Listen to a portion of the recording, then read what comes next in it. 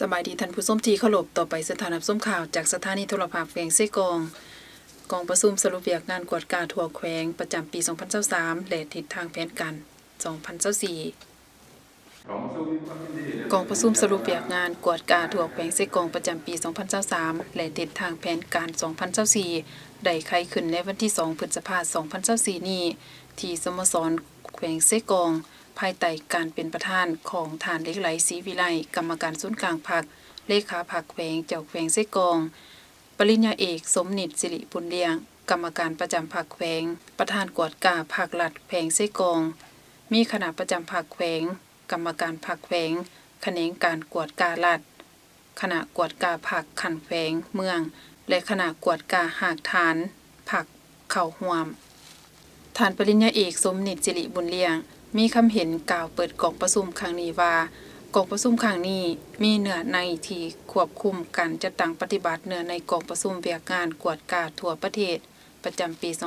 2023 ซึ่งติดพันกับการจัดตั้งพันขยายมติกองประชุมใหญ่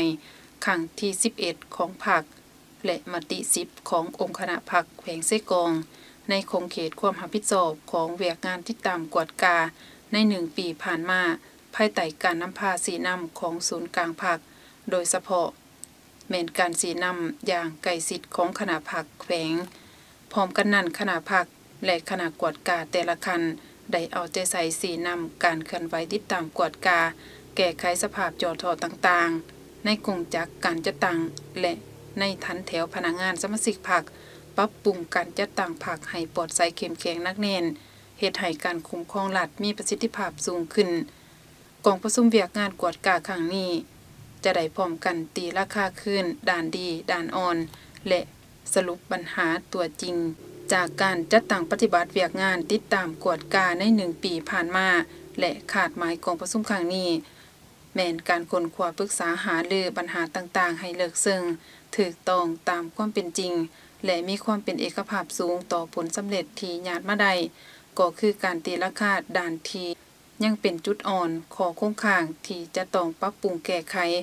สอกให้เห็นสาเหตุและบทเรียนตัวจริงแน่ใส่เฮ็ดให้เวียกงานติดตามกวดกาพรรคกวดการัฐ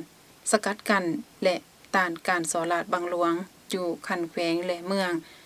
ได้รับการจัดตั้งปฏิบัติอย่างต่างหน้าสร้างการหันเปลี่ยนอย่างจะแจ้งในตัวจริงพร้อมกันนั้นในเมื่อเห็นจุดอ่อนของโครงข่างและสาเหตุของปัญหาต่างๆแล้วคณะพรรคคณะนำและคณะกวดกาแต่ละคันต้องได้ค้นคว้าสอบหาวิธีทางแก้ไข